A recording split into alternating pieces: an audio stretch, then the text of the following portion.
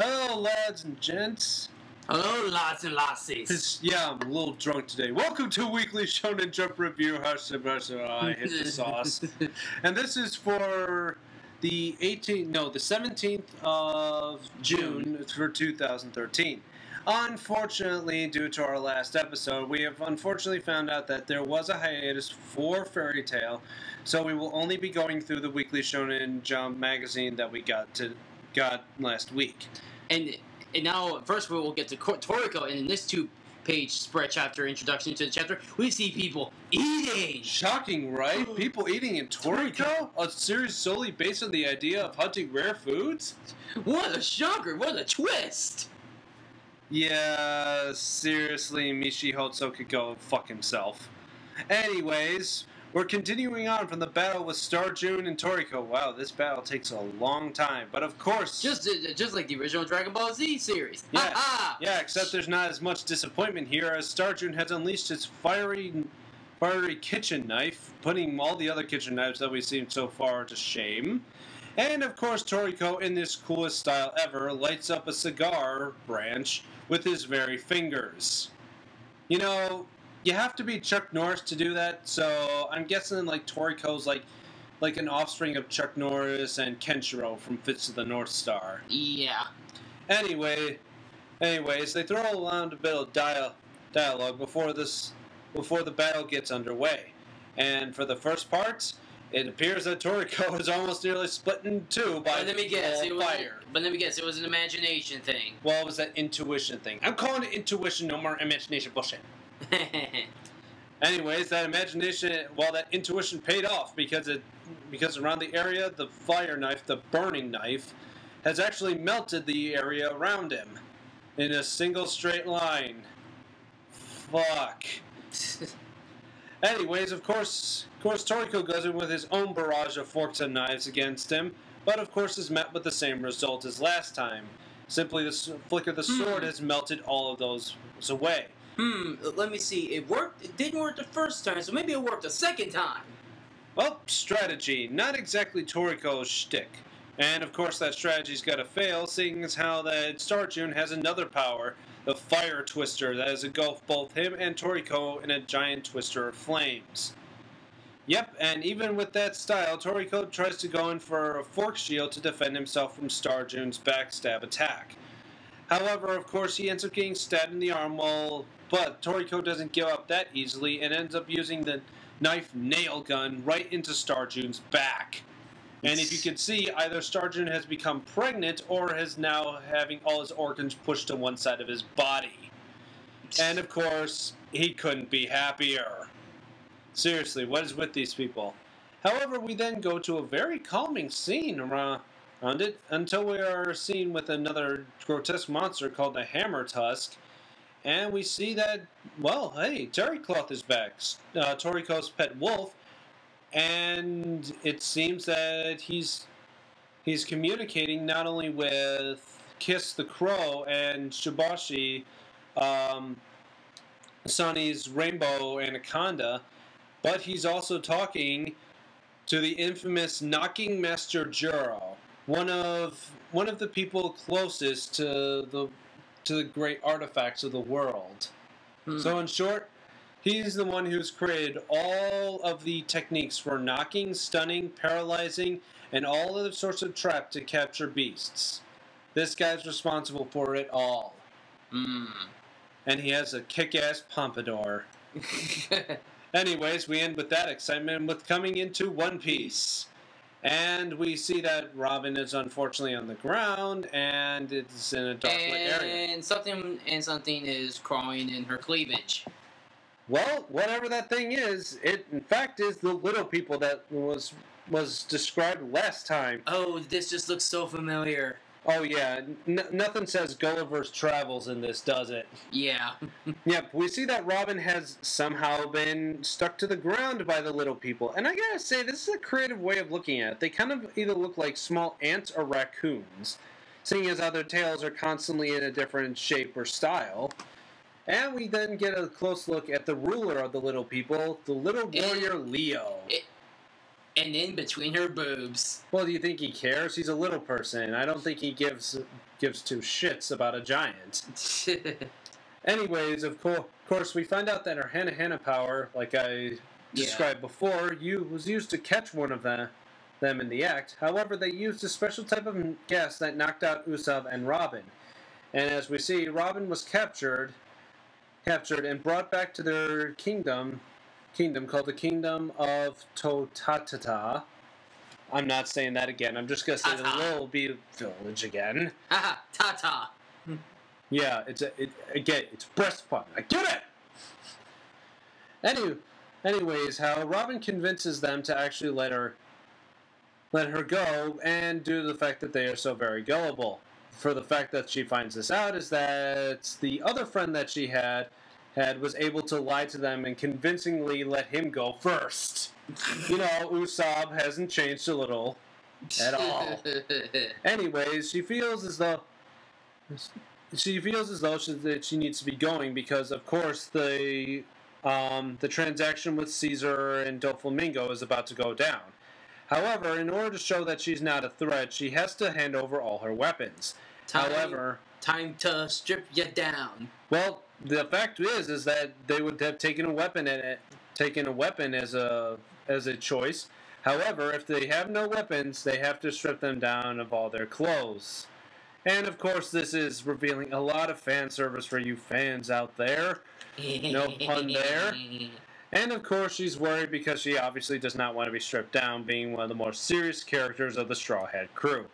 Anyways, we transition back to Dressrosa, and we notice that Zolo is actually running with one of the little people in the side of the collar of his shirt. And it seems that this little one was actually responsible for stealing one of his swords. And it seems that out of all the little people, she actually has a normal strength, and wanted to bring the weapon back to help defend the city, the little people's city. Anyways, he wants to actually know where Greenbit is well, and of course knowing that Zoro is terrible with directions needs help. So she strikes a deal with him, saying that he'll bring her back, so as long as she tells him not only the directions to Greenbit, but also the factory to meet Frankie. And of course, since they're running their way there, we then transition back to the arena again, where the next match is about to continue. And then, of course, we see that Rebecca is pondering some... Oh, Rebecca. Oh. Wow. Gonna remember that one. Anyways, Rebecca is pondering on her life and noticing the peaceful world outside. However, Frankie and the small tin soldier are running to the factory. She takes notice of this and seems to get awfully emotional about it, and actually talks to the tin soldier and says that she wins. Oh, Rabbi Frankie, remember? Well, no, tin soldier. She's talking to the tin soldier. Oh. And it seems that, well, she seems to be his lover. And if she wins the match, they'll live together. The tin soldier agrees to this, but doesn't want to see her in tears, and tells her to man up so that she can win the fight. And of course, it seems that he himself has a burden to bear, seeing as how he doesn't want to see her cry, and knowing that he cannot actually suffer sadness himself. Boy, the life of a toy is kind of weird. Okay, I'm not gonna... I don't know. It's a world of where toys could be citizens of an actual city. You saw this before. Yeah, I know. It happens.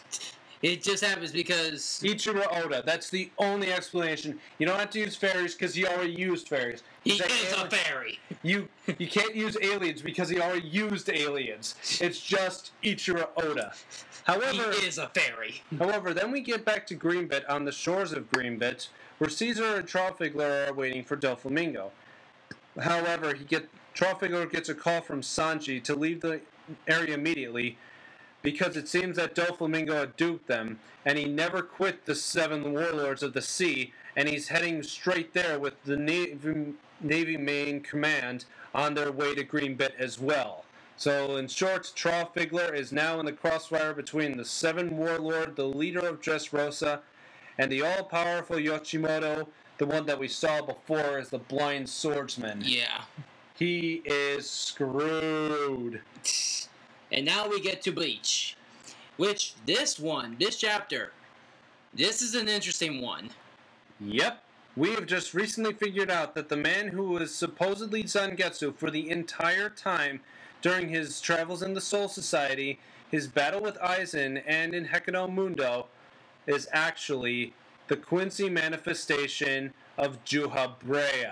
Now, did he mention that Did you mention that he's a younger version? Yeah, 1,000 years ago. Huh. Yeah, but I wonder how that came to be. Well, like it was said before, all Quincy's have that same power. Oh, okay. They all have it, and in fact, this one is actually no different. The only difference is that since Ichigo also has Zanpakuto and human-based abilities, it obviously conceals away Juha's main power source. That's why Ichigo didn't get weaker. In fact, his powers actually became stronger due to the fact that he was there, seeing as how that many of his wounds actually didn't become fatal. And that's because of the Quincy ability Blood, which hardens your body's veins. And he is not his Zangetsu. Yep, just full-heartedly admits it, that he is not Zangetsu, and the inner world of Ichigo starts to crumble. And Ichigo... Ask me what it means! I already know what it means. It's not that complex. Anyways. And Ichigo goes, again, Man of Steel on us, falling into the water fall into the water. That's about like the 5th Man of Steel reference you've made. You make another, you die. Anyways, Ichigo is still confused of why Juha's power is actually inside of him, and that's obviously because he's a Quincy. However, of course, he's still asking whether or not why. It's kind of confusing. Ichigo wants to really know why this person has been helping him out the entire time, throughout every training regiment, even obtaining Bankai. Why he would help out an enemy of his is still unknown.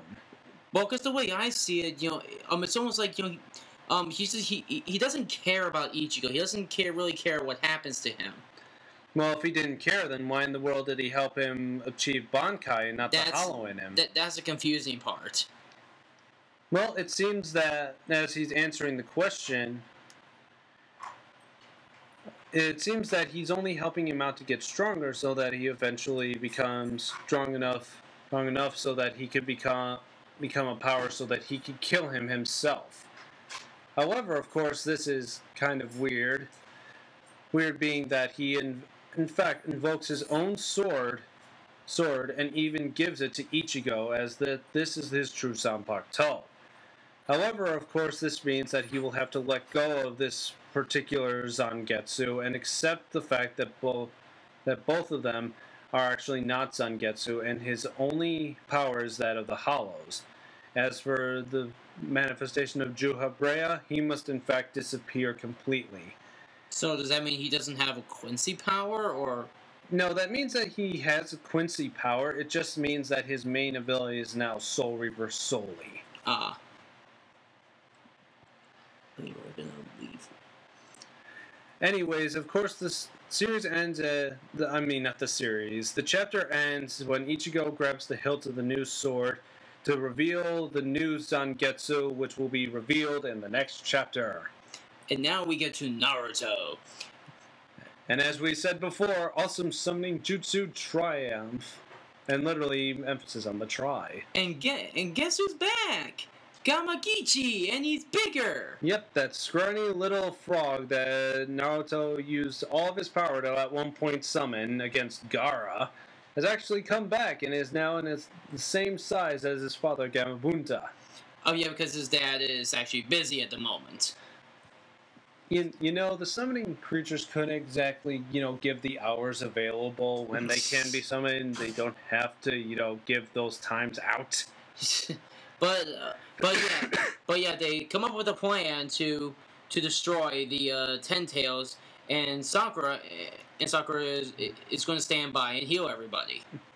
And of course, Sarutobi reminisces that this is exactly the same thing as you said before, reminiscent of the 3 Sannin. Yep. And of course, the plan is initiated. Sasuke goes through all the enemies while Gamagichi leaps over all the enemies while Sakura disassembles the giant slug into several of them to heal the others, including Naruto and Sasuke. And I'll admit, all this is leading up to, I believe, the greatest combo attack that you could get out of the Naruto series. Yeah. Which, of course, is a combination of the Susanoo using flame control and Naruto's giant windmill Rasengan. Yeah, it's freaking impressive. I'd like to call that the Amaterasu windmill shari. You know what? Black Star of Death. Yeah, Black Star of Death. You know, I'm going. Hey, the Great Black Star. You know, I would just go with Toby at that point and just say, stupid names aside. I mean, literally, he gives the stupid name aside. The Scorch, Stylish, Nimbus, Gale, Jet, Black, Arrow, Formation, Zero. God, is he stupid. But yeah, so it's starting to burn the Ten Tails. Not only cut into him, but burning him from the inside and outside. Yep. And Sasuke says, burn up. Yep, and now finally... Yep, and it now seems that Orochimaru, Suigetsu, and Karin have entered the fray as well. But, of course, it's now time to get to One Punch Man. One Punch Man. This one was weird. We first start off with two heroes heading to City Z. One and all of them are actually in contact to see going there to see what all the ruckus is about with monsters overlapping parts of the city. And of course we find to see that there's a Class A ranked 33 hero, Spring Mustachio. Really? Spring Mustachio? How about we just call him Jeeves? Whatever. And it seems that another one who's even higher in rank, the Class A rank 29 hero Golden Ball, who looks a little bit more like your average street punk. Oh, what, they couldn't call him Golden Boy? No, because that name is taken by somebody who's actually awesome. Anyways, we see that somebody is accessing a computer over at the hero database to see how many of see where the heroes are located so that they can initiate. Watchdog Man. Yep, but it's a guy in a dog suit. Yep, but it seems that even with this silly-looking hero, aside from Saitama being the second silliest-looking hero, is that this Watchdog Man is actually pretty powerful and has taken out many of the monsters within City Z's limits. And of course, addressing another hero, Heavy Kong with just having abnormal strength and seems to be doing the job quite well. And other heroes... He looks like the stereotypical straw man, like it's circus. Yep, and we have... with also the... And the horse guy from Fairy Tail? Horsebone and Mushroom, yeah, those are heroes. I don't know. The creativity knows no bounds. They're taking lessons from Ichiro here. You could have it be Squirrel Man for all I care. There is a Squirrel Girl. Whatever. In any case, it seems that they're getting a lot of the other heroes ready and has decided not to actually call in Hammerhead, who was actually the former terrorist. They decided not to call him in because he's trying to just simply live a good life as a salaryman. And actually some character development on a villain. Yeah, a villain that only showed up for only so long. However, they mentioned that the two heroes they sent in before, the Mustachio and Golden Ball, were going to be enough.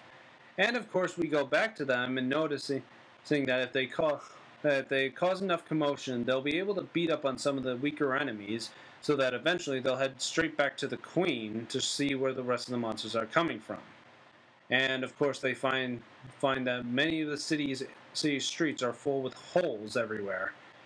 And of course, it seems that somehow Genos is there as well, but away from the two other heroes. And it seems like they've met something, and have sensed something terrible. However, we then find out that Genos isn't actually there, and is simply cleaning Saitama's toilet. Heroic.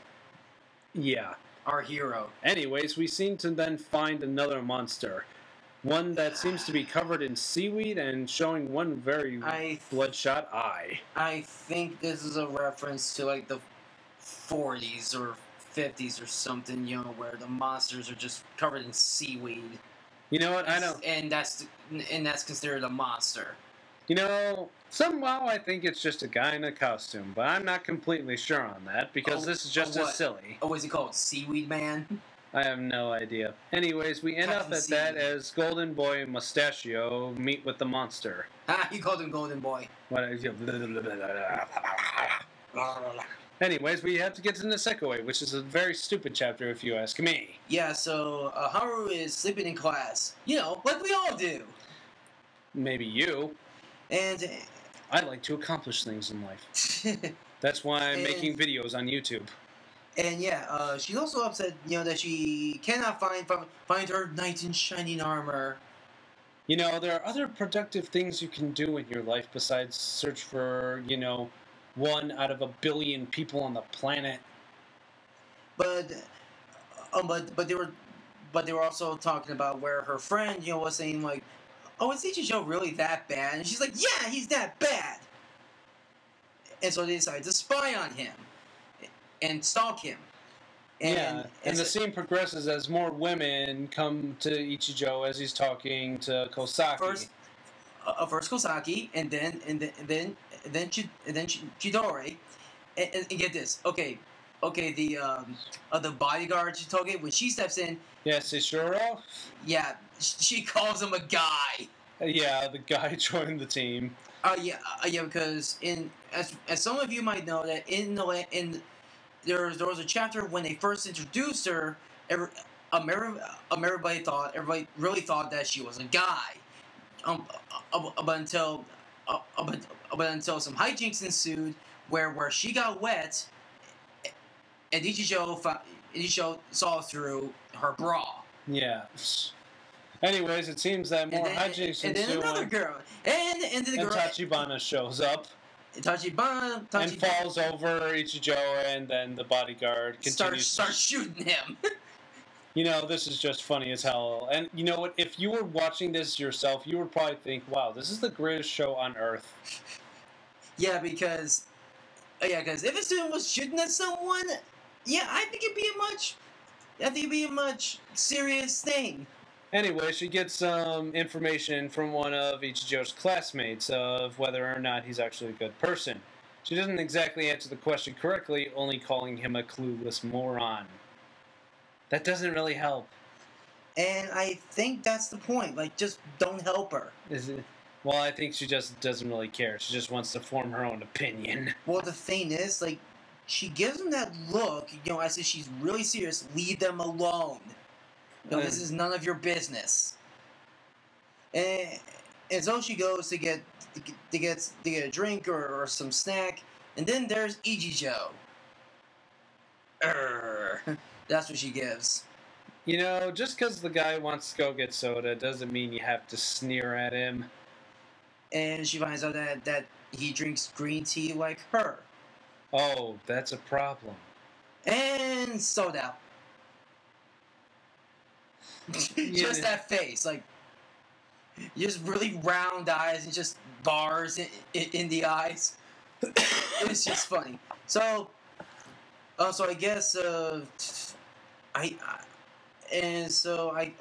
guess she Michijo just gives her the drink. Because of course he's a nice guy like that. Yeah, and he apologizes to her for what happened at the job. And of course she seems to be getting along with her piece by piece. However, that is until things start to get weird as she pulls out the very pendant of the unnamed hero. And we all know that it's actually his, and he starts freaking out, saying it's his, but she doesn't believe him. So she has to figure out a way for her to cough up the pendant, regardless of whether she believes him or not. And he comes up with an idea to say, well, your hero is my friend. So if you give it to me, I'll give it back to him. She's like, oh, really? Yeah. However, he even tries to make make it appear as though she should put it in the lost and found, simply just that if she could, that she should just wait there and find out who it is. Of course, Ichijo tries to use this as his chance to get it back, but of course she goes off. But of course she's right there to notice and then takes it back. And so she gets all pissy and then walks off, and I don't know what you call it, like the I don't know what they're called, but like Scaffolding? yeah, like the scaffolding is getting loose, is gonna fall on her, and then he saves her. Yeah, but of course he's not willing to admit that because she might just get angry again. So he just says, "Well, some guy ended up helping you out over there." So essentially, it's just an idea of whether or not, and of course, the threat is that if he tries to make her believe that he is the hero again, she will break the locket. Yeah, that's really bad. So he just came up with the idea that the hero once again saved her, just so that the lock will stay safe. Yeah, this was not that great of an episode to me. Yeah, just simply tried to convince somebody to give something back. Yeah, and so we also get to World Trigger, our last, well, one of the last series of this review. Anyways, this is going to be a bit of a stretch chapter because it's what's going to be very dialogue heavy. Well, Sama's sister is asking you about the world they live in, and how he got to this world. He actually bluntly says that his dad is dead. Like, literally, just out of nowhere saying that this guy named Kuga is actually dead. And actually giving out some information about how that his father constantly traveled in between the dimensions of the neighbors and the dimension of the humans, who he constantly said that he wanted to be a bridge to both worlds in order to actually understand both of them. And of course, this is no better shown in his actions after the shock buildup at Border. However, he tries to point out the idea that there are the three lessons that he uses from his father. One is to protect your own hide like an animal, so instead, just like have your own animal instincts. The second, there's more than one right answer, so in short, negotiations. And then the third one is parents always aren't right. Kind of contradicts of what he just said as the three major lessons, which kind of makes sense because after all, Masamune is a big asshole. So in short, he wonders whether or not he should actually go to Border and find a friend there. Now we go back to Border and notice that even Masamune is, I'm just going to say a little bit shocked. I'm not going to go back in what I said last episode. And that he actually knows the name of Yuma's father, Yugo Kuga. And it seems that everybody else knows who this person is. And it seems that the person actually played an active role in Border and became a very elite officer in that organization. And it turns out that he was one of the very first members of Border in the first place. And it seems that the friends that Yuma was talking about that he could find in Border are actually Rindo, Jin's leader, and Masamune. That's odd. However, they said that he disappeared one day and never showed up again. However, it seems that now that they have some information about it, they may want to look into the situation a little bit more. And so, of course, the orders change for Jin completely from everybody else, simply just to go and talk to Yuma about it. But of course, he has to give back every bit of information that he gathers from the mission. And of course, this is going to be weird, seeing as how that Masamune has actually pulled once again a 360 and is stating that he will acquire the Black Trigger from Yuma.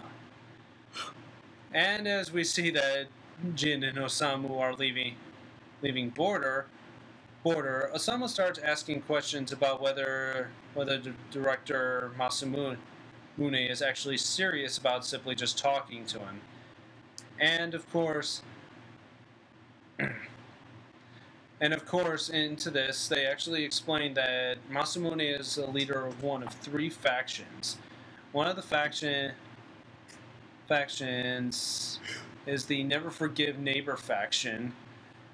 And while the other one, Mr. Shinoda, is actually the town's peace and most important faction. And then, of course, the neighbors can be good guys too, so let's be friends faction. I think he's making it up as he goes. Well, I think it's just like how he explains how the three factions work as the overall border attitude. Because there are people who don't like neighbors, those who feel as though the town needs to protect humans before eliminating neighbors, and, in Jin's case, feels that the neighbors are actually good people. And, of course, we've seen that from Yuma, and most likely Yuma's father. However, of course, Jin has an idea that if they actually acquire Yuma to be a part of the faction of the neighbors are good guys, is that the balance of power in Border will actually tilt towards them, and they can look into ideas of actually negotiating with other neighbors. Of course, we then transition back to the two dumbasses and Masamune in the room, and obviously are unsure of whether or not they should leave it to Jin, seeing as how he's a part of a different group and obviously has a different mindset from all of them. However, of course, the financial director wants to ease their minds about this, because after all, this guy's more of the smooth talker and allows them to know that if we do this through negotiations, conflict will be averted. And as for border agents, the whole point is to actually keep from collateral damage from happening, because it seems to be that collateral damage is one of the pricier things that come out of border. And of course, Masamune is done with just simply using Jin, and is now having three separate teams, all with their own crests. I'm guessing that's some sort of rank. I'm not sure how military works in Border. But anyways, we'll have them sent to Yuma if Jin is not actually able to capture Yuma. And of course, we then find that all five of them are back in one place: Osamu's sister, Yuma, and Jin. Wait, did I say five? Damn it. Anyways, Jin wants to know if Yuma wants to join Border. And we are left on a cliffhanger. Me? Which is interesting enough. Anyways, we have to get back to Dragon Ball, and the Saiyans have finally arrived on Earth. Look, Vegeta, the locals. And what do we do with locals? Destroy them. We blow them the fuck up. No, seriously, the first thing that they do on this planet, say they're searching for the Dragon Balls. Nappa kindly gets rid of some barriers for that. Damn it, Nappa! Why you destroyed one of them? Oh. Yeah, it seems that both the Saiyans love destruction. If you haven't already seen the series, yes, they will love destruction. Anyways, all the other Z warriors are getting ready to fight off against the Saiyans by heading to where they are. And of course, Goku was on his way after on Snake Way, but as we all know, that's going to take a little bit longer time. However, of course, Piccolo is the only strongest warrior here, and since the Scouters pick up on the most powerful power levels, I hate saying that phrase, says they'll lock onto Piccolo immediately. And of course, Krillin joins them before anything shows up, and of course, then the Saiyans arrive as they float down to Earth and get ready to fight off against Piccolo, Krillin, and Gohan. They're dead.